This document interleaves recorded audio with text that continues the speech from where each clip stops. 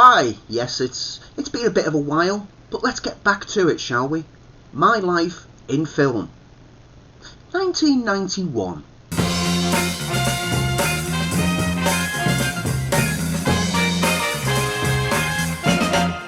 So, 1991 was a major change year for me. I left home to go to university, having turned 18. I went to study accountancy and management controls. Hell knows why I thought accountancy was a good idea to study. Not a good subject, really didn't like it. Could do it, just got bored by it. But anyway, moved away from Liverpool to go and live in Sheffield to study, and took to the place so well that within the first couple of months I decided that this was where I was going to spend the rest of my life. And I still am. I'm stuck here now. I'm basically considered one of the locals. They've accepted me. Anyway, so 1991, with me turning 18, obviously I could now legally go to see 18 rated films, and I started really fleshing out my idea of what film was from this point onwards. The whole thing with going to university is you end up sharing a house with some random strangers who have different tastes in films, and you get to know different things that you probably wouldn't have delved into. Anyway, shall we get to it? I think we should get to it. So, let's have a look at the top 10 films for the US box office in 1991. At the top, Terminator 2, Judgment Day. We've got Robin Hood, Prince of Thieves, Beauty and the Beast, Hook, Silence of the Lambs, JFK, Naked Gun, 2.5, The Addams Family, and Hot Shots. That is a good selection of films, and I'm happy to say that I've seen all of them. Silence of the Lambs from this year's films became the third film to sweep the top 5 awards at the Oscars: picture, director, screenplay, actor, actress, and also was the first instance of a horror winning the top award. Generally unheard of. Admittedly, they decided to call it a tense thriller rather than a horror, because the Academy seems to worry that horror might be a bit of a low rent genre. Anyway, Sony Pictures Entertainment was also formed this year, which acquired Columbia Pictures, and as a result, TriStar removed the hyphen to avoid having Columbia-Tri-Star, which just looks daft, let's be honest. Let's run through some films that stood out from this year. First of all, Oliver Stone's biopic of Jim Morrison and the Doors, named The Doors, is a film that I loved. When it came out, loved it at the cinema, couldn't wait to buy it on VHS, and I think I've still got the VHS tucked away somewhere, but I've also got the Blu-ray. I've also got the DVD as well. It's one of those many films that I've bought multiple times because I enjoy it so much. I love the music of the Doors. I love the tone of the film. I love the structure of the film. I've got a thing for Oliver Stone's style of telling stories, and this is a prime example. I love the orange filter that he layers over everything. I think that Val Kilmer has never been better than he was as Jim Morrison. Absolutely marvellous film, and this film, when it came out, sparked a new interest in the Doors music for the general public, and people were flocking to like the greatest hits albums, Best of the Doors and everything. Well, I'm sat at home listening to LA Woman, but there you go. Luc Besson also delivered us La Femme Nikita. Now, I took a few years before I got round to watching this, and by the time I'd already seen other Luc Besson films, and I think maybe it lost its initial impact, but it's still an absolutely solid entry into his CV of, well, spy, assassin dramas, action dramas. Well worth checking out if you've never seen it. It did inspire a TV series which is not worth checking out. And we spoke previously about FX. Well, FX2 came out this year, and I've not got much memory of it, but I do remember that I enjoyed it. I just can't quite bring back any lasting impression of the film, so I'm going to have to revisit this one and get back to you. Michael J. Fox, who was still hugely popular, thanks to some time travel films that he did previously, I don't know, and something where he had a hairy face and his dad was a werewolf or something. Yeah, but a film which came out this year which starred him is one that is, I believe, is very underappreciated, and that's Doc Hollywood. The film was kind of remade as Cars by Pixar, which Doc Hollywood sees a high-priced LA cosmetic surgeon who ends up stranded in a backwater town, and he ends up kind of feeling that he fits in there better than he does in the wildlife that he initially misses. It's a great heartfelt film, and if you've never seen it and you've been put off by all the people saying, oh, it's not worth watching, oh, it's a bit dull, it's not at all. It's a cracking film, and it's another example of why Michael J. Fox was such a great screen star. The Commitments came out this year, and I didn't take to this film when I first saw it, but this is another one which was an example of when you don't like something initially, maybe you just weren't in the mood for it, give it another shot at some point, except for Paul Blart Mall Cop. Never do it with Paul Blart Mall Cop. That's not worth going back to, no matter what the temptation is. But The Commitments is the Irish film about a group of youths who want to set up a band. It's got some great music, it's got some great acting, it's got some moments that you go, that's such and such from this person, that's yeah, fun film. Not something that I flock back to, but something that on the second watch, and I've seen it a third time, I've enjoyed a lot more than that first time. The Coen brothers gave us Barton Fink this year. Now, Barton Fink was a Coen brothers film that I was very, very late to the party for. It was easily 2004, 2005 by the time I got round to watching it, because I'd seen all your Big Lebowskis, all your Oh Brother Where Art Thou's, etc, etc. So I was already completely and utterly engrossed in the style of the Coens before I went and watched this early Coen brothers film, and it's okay, it's good. I do need to revisit it. I do need to revisit most of the Coen brothers films, because there's only the core ones that I gravitate around and just keep going back to. So I'll go back and rewatch Barton Fink, but I remember it being a cracking entry into the catalogue of films. Now, the next film is an absolute masterpiece as far as I'm concerned, and it's one of Robin Williams' finest roles ever, and that is Terry Gilliam's The Fisher King.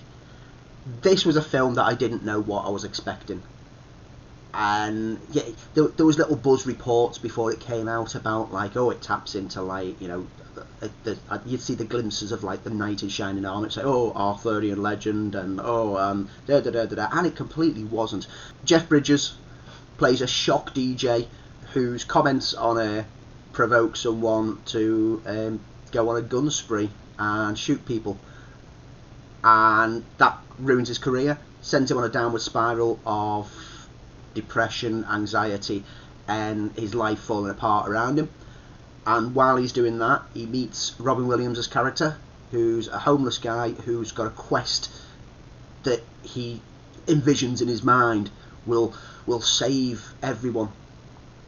And he bizarrely befriends Robin Williams, and it's the bond that they strike, and as the revelations of what Robin Williams' character's past life was, that really make this film something special. It's a cracking film. Gilliam was known for his rather, like, eccentric kind of directing, his weird stories, Brazil, things like that. This is a very, very emotionally stable film with some glimpses of bizarre fantasy, just as internal vision kind of elements. If you've never seen Fisher King, do yourself a favour, track it down right now. Well, at the end of this video, track it down and get it watched.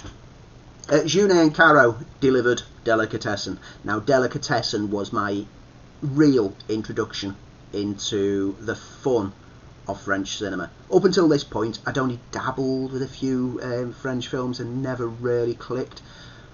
But then Jeunet and Caro's style, the bizarre skewed reality, again, the kind of like a Gilliam-esque kind of approach to making films. The story is, it's in the dystopian future, everything's run down, and a landlord butcher who owns a block of apartments and provides food services for the people staying at his apartment.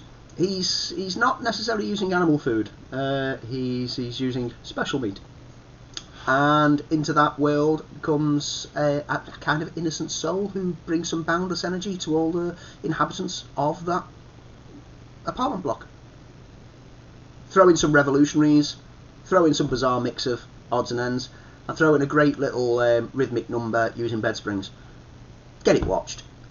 Get it watched. Absolutely beautifully looking film, and an absolutely hilarious film. So, like we said, Silence of the Lambs was the first horror to have picked up major awards at the Oscars. So let's have a look at what other horrors there were this year. So, yeah, Silence of the Lambs, the iconic Hopkins and Foster-led film, which, in my opinion, isn't the best Hannibal Lecter story. None of Hopkins' ones are the best Hannibal Lecter tales. The best one is Manhunter. We spoke about Manhunter on one of the podcasts, and there's a little video thing which you might be able to get to a link to from down there somewhere. But it's still you can understand why Oscar took to it, because it was so well put together, it was well crafted, it was a solid story. It's just overacted as far as I'm concerned. Other horrors, even better than Silence of the Lambs, was Scorsese's remake of Cape Fear. It exceeded the already classic original, and De Niro is absolutely mesmerising as Max Cady on screen. The film also put young actress Juliette Lewis on the map, who then went on to a surge of popularity for a few years before kind of dropping back into the sidelines again. We've spoken about all the Nightmare on Elm Street films, so I feel that I need to briefly touch on Freddy's Dead: The Final Nightmare. Is it over? Sadly, it wasn't. And what made this film even worse was the forced inclusion of 3D. Yes, 3D was a thing back then, as short-lived as it was recently. For a whole end act sequence where they have to go and battle Freddy in the dreams, but put on some special 3D glasses as a prompt to the audience to go, oh, put your little pathetic 3D glasses on so you can be wowed as we have claws going out the screen. And yes, that broke me. And also this year, Naked Lunch. Is it horror? Is it just a messed up psychodrama? Who knows? It was an unfilmable book. The book is a mess of a book. However, when you say something's unfilmable, hey, that's a challenge that Cronenberg's going to take. And you know what? He did a great job of adapting an unadaptable book into an incoherent mess of a film that, if you like Cronenberg, oh my god, you will love it, because I absolutely loved it. I still haven't really got a clue what was going on, despite the fact I've watched this multiple times. But it is pure Cronenberg madness. Absolutely well worth seeing. Over in sci-fi, only one sci-fi film really stood out for me this year, and that is Star Trek VI: The Undiscovered Country. Yes, after that dismal fifth entry, this proper final outing, and I'm calling this the final outing because Generations was more a Next Generation film, it wasn't a classic Trek film. This final proper outing for the whole crew more than made up for the misgivings of that William Shatner directed mess of the fifth film. Klingons, Christopher Plummer, action, Shakespeare, everything is in here. It was brought to the screen by, well, the guy who gave us Wrath of Khan, so of course it was going to be good. Well worth revisiting multiple times. I love this film, even though it introduces a kind of pinkish hue Klingon blood, which has never really been canon. But I just like to think that maybe these lots of Klingons on board this vessel had some disease. Who knows? Over in the action stakes, TMNT Secret of the Ooze. After the first film was okay, it was fun, it was vibrant, it was a bit too cheesy at times, but it stuck quite grittily to the comics. Then along came this one, and what a drop in quality. You know a film is bad when Vanilla Ice crops up in it. No Ninja, no Ninja, no. Robin Hood, Prince of Thieves. Now this gets a lot of sly looks and a lot of like sneers these days, because it is pure cheese from start to finish. I think that the fact that it propelled that song to the #1 at the UK box office for what's felt like an eternity probably doesn't help, because it meant that the lasting subconscious memory of this film was how that song got on your nerves. People were buying it. Clearly people were buying that song. So some people enjoy it, but no one wants to own up to it. No one out there will own up to buying this song. I didn't. And I'm not just saying that. I definitely didn't. It's not my music. But, you know what? It's historically a mess. Geographically, it's all wrong. I mean, the White Cliffs of Dover are only a short few days' walk from Nottingham. Really? Which, the route that they take takes them past Hadrian's Wall. Really? But, you know what? It's fun. It's fun. It's got energy to it. Morgan Freeman and Kevin Costner are both enjoying themselves on screen, and even the rest of the supporting cast are all recognisable faces that make you go, I'm quite enjoying this. Just get into it, just dig it. There's some guy in it called Alan something? Alan Rickman. Yeah, he overacts, he chews the scenery, spits it out, scoops it up, bakes it in a cake and eats it all over again. That's how much he's having a riot with this. And if he's having so much fun, then surely we should have that much fun. Alan Rickman steals the film, but he never takes away from the whole thing. It's a great film, well worth revisiting. I do it quite frequently. The Rocketeer. Now there's a film that's very much overlooked and underwatched. It did nothing on release, and it's a great throwback to that serialized action adventure. Rocket engineer creates a device that the government wants to use in the fight against the Nazis. The Nazis want to steal it, yada yada yada. That kind of energy, and it's all in this film, and it's vibrant. It looks great. It's got that mid-20th century sheen to it, and it's available on Disney Plus at the moment. So what are you waiting for? That's all I'm going to say. What are you waiting for? Terminator 2 Judgment Day. Now, we kind of spoke about this on a podcast when we covered the first Terminator film as one of our deep dives. We've spoken about Terminator 2, but you know, it's worth mentioning again. It's basically a retread of the first film, only with better special effects. It was let down only by the marketing, which gave away that Arnie was going to be a good guy this time round. It would have been so much better to have gone into this film not knowing that Arnie was the good guy, because that's how my daughter watched it with me a few months ago. She had no clue as to what was going on, and she was absolutely hook, line and sinker pulled in by the flip reveal of Godal. Yeah, we've spoken about it on the podcast, so feel free to dig back through and find that and have a look.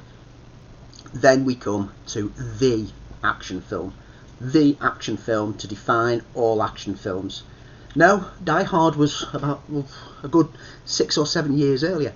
No, this action film is the Catherine Bigelow directed Point Break. This became a staple film to rewatch and rewatch and rewatch throughout my student life, thanks to, well, it wasn't in this first year of me being a student, it was my second year, sharing a house with someone who loved the film, and so it became a regular watch. Surfing, Keanu Reeves, Patrick Swayze, it's iconic from start to finish. Firing a gun up in the air. References that were in films like Hot Fuzz drawn upon this film. It's such an iconic film. You've got great looking shots, you've got a great cast on screen, you've got a chemistry between the cast that really works, and you've got an emotional core to the story that makes the action secondary to the actual drama going on. marvellous. Now, I've spoken about how much I enjoyed Highlander. I've spoken about it in depth as one of the deep dives on the podcast as well. So you can imagine my excitement when Highlander 2 The Quickening came out. And this was before I went off to university, and me and my mates back in Liverpool went to see this at our local flea pit. And we were so excited. We couldn't wait. I mean, there was going to be more swordplay. The trailers gave away loads of swordplay action. And Michael Ironside. Oh, you've got to love Michael Ironside. Nothing could go wrong with this, could it? Oh, were we in for a surprise. We came out of this film and we all just laughed. We thought it was pathetically hilarious. It's a film that I've gone back to revisit to see if it was better. It got worse on the second viewing. There is a Renegade cut out there that takes away all the references to them being aliens, because that's what lets the film down. It suddenly goes from being Connor MacLeod or the Clan MacLeod to, oh look, you're actually aliens exiled from another planet. That wasn't mentioned. You would have thought someone would have mentioned that in the first film. Who'd have thunk it? I mean, it's clear that Lambert and Connery seem to be having fun making it, but unfortunately the rest of the film was a mess. If you've never seen it and you do have a compulsion to watch it, track down the Renegade cut, because at least by removing all the alien references and having them being from an ancient race that predates normal humanity living on Earth, it works a bit better. It's still not a great film, but it works a bit better. There was also a film called Last Boy Scout that came out this year, but I'm just going to skip this one because, nah. I know people have a lot of love for it. I don't. I think it's a mess. I think it's awful. So, nah. And yes, I did try watching this again. Moving on to comedy. This year, Rick Mayall saved a film from being mediocre. Yes, Drop Dead Fred. Drop Dead Fred is by no means a good film, but Rick Mayall's energy and antics on screen lift it above to something slightly above average. It's the kind of childish take film that doesn't feel like it's suitable for children at the same time, but kids will embrace it. If you've never seen it, you won't understand what I'm saying. If you have seen it, you know exactly what I'm talking about. I've just said that Last Boy Scout was something that I never took to. Well, I took to it a lot better than Hudson Hawk, I'll tell you that. I really, really hated Hudson Hawk. I hated it so much. And not just because I hated the computer game of it, but the film was utter trash. City Slickers came out this year. Now, this was a film that I didn't expect to enjoy. The trailers did nothing for me. I didn't see the point. It was just like, nah, I don't get it. But then when I finally got round to sitting and watching it about a year or so later, when the VHS had came out, it was a rental from the store. Yeah, there was nothing else to do. And I loved it. I chuckled along throughout. Billy Crystal on finest form. And it was a film so very different to what I was expecting. Also this year, Naked Gun 2.5. It was more of the same.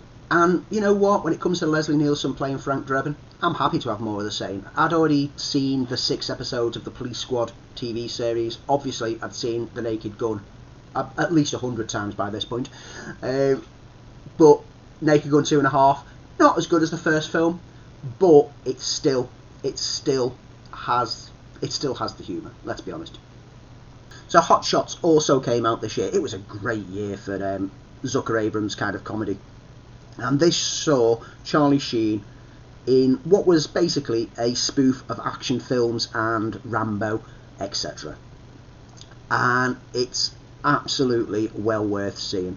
Both the Hot Shots films are worth seeing, and the next one came out the next year, so we'll get round to talking about that. But it parodies Top Gun, it parodies Rambo, it parodies anything action-wise that it can get. But unlike the modern-day parodies of like Epic Movie and Meet the Spartans, it feels like it's got a structured story at the same time. It's not just random references and mentions, and that's what made this era of the spoof comedies so good, is they focused on one aspect but drew in influences around it. A film that came out this year that I didn't expect to enjoy as much as I did was The Addams Family. Now, I kind of enjoyed The Addams Family growing up, watching the reruns of the old black and white show. But by this point in my life, it was so far in my past that it was one of those things that you just thought was childish. And so I didn't really have any time to dedicate to watching The Addams Family when it came out. And so it was a year or so later when I watched it on a home release and realised what I'd missed out on. And it ranks amongst my favourite comedies of all time.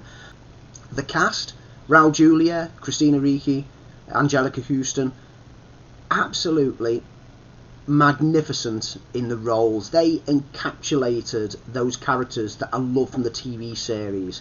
And Barry Sonnenfeld's direction has a very Burton-esque, with a comedy edge aspect to it. It's an absolute treat of a film, telling the story of Christopher Lloyd's return as Fester to the family. But he's not really Fester, but is he? But he's not, but is he? It's a film that I'll happily go back and rewatch, and I'll still find myself laughing at key moments in the film. It's dark, it's moody, it's hilarious. Bill and Ted's Bogus Journey came out this year. This sequel to Excellent Adventure sees the pair now having to get through a Battle of the Bands and win that in order to bring their international peace message to the world and change humanity forever. However, they still can't play. On top of that, whilst they're trying to work out how they're going to get the skills in order to win the Battle of the Bands, in the future, an evil overlord sends back 2 robot Bills and Teds to kill Bill and Ted and take their place and fail the Battle of the Bands. Thus begins an exciting, fun adventure that, instead of travelling through time, now travels to heaven, hell, and the Grim Reaper's domain. This is a great film. I mean, it's got the great music that we expect from it, from rock acts, but it's got a visual flair to it. It's got fun casting in there. It's got interesting use of time travel mechanics, and it's got the Grim Reaper. Yes, William Sadler's representation of the Grim Reaper will go down in history as the best representation of the Grim Reaper, as far as I'm concerned.